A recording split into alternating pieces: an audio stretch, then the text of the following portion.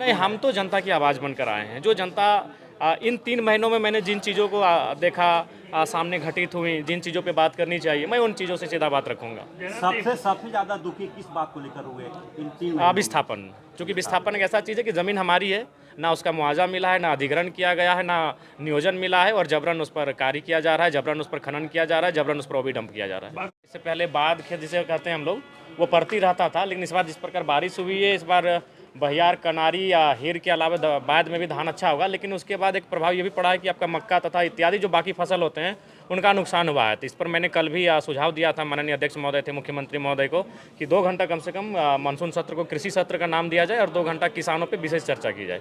उसके बाद प्रवासी पे चर्चा होगी। विस्थापन आज बहुत बड़ा मुद्दा हो चुका है। रिम्स 2 के नाम पे आप देख रहे हैं रोज़ जो तनावपूर्ण माहौल तैयार हो रहा है इस राज्य में, तो उन सब चीज़ों पे चर्चा होना अति आवश्यक है।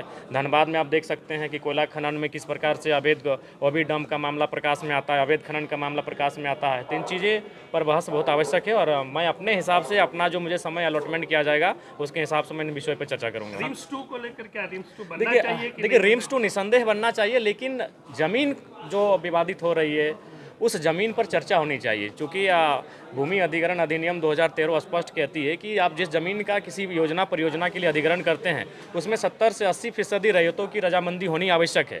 तो अगर रैयत रजामंदी करते हैं तो ठीक है, नहीं तो आप आसपास में बहुत सारी ऐसी जगह है जो सरकारी ज़मीनें हैं या फिर जीएम की ऐसी ज़मीनें हैं जो रैयतों का रैयतों के अधीन ना होकर सरकार के अधीन है, तो उन ज़मीनों पर आप चर्चा कर सकते हैं। उन ज़मीनों पर रिम्स 2 होना चाहिए, रिम्स 3 भी होना चाहिए। आज सबसे ज़्यादा अगर बुरा स्थिति राज्य में किसी चीज़ का है तो स्वास्थ्य का है, क्योंकि हम लोग माननीय विधायक है तो हम लोग प्रतिदिन इन चीज़ों से गुजरते हैं। लोग हमारे पास आते हैं, विधायक जी मदद करिए, विधायक जी डॉक्टर को फ़ोन कर दीजिए, विधायक जी कुछ फी माफ़ करवा दीजिए।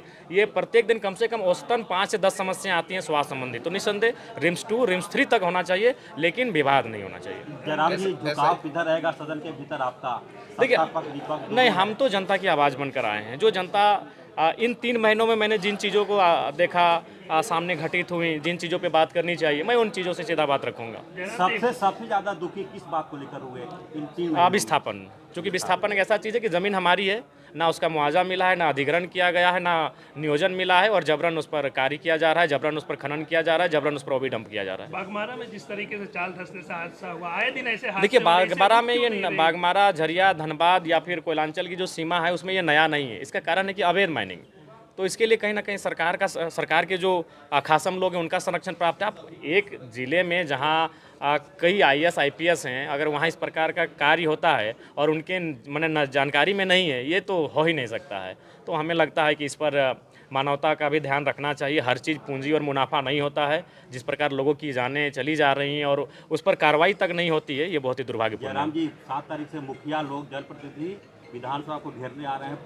पंचायत को पैसा ही नहीं गया 1.5 साल। नहीं, ये तो सच्चाई है। जैसे कि वार्ड सदस्य का जो पोस्ट है वो तो मैंने निरर्थक है, नाम का ना काम का कुछ मतलब नहीं। वार्ड सदस्य का, पंचायत समिति का भी वही हाल है। मुखिया को तो तनी मनी योजना परियोजना मिल जाता है, लेकिन पंचायत समिति की स्थिति बदतर है, जिला परिषद की स्थिति बदतर है और वार्ड सदस्य तो बेकार, इसका तो बेकार ही चुनाव कर रहे हैं। तो सच्चाई है ये, कोई जो हम लोग भी वहीं से आते हैं, तो निसंदेह उनकी जो मांगे हैं, उनका जो अधिकार क्षेत्र में आता है वो सरकार को देना चाहिए। धन्यवाद।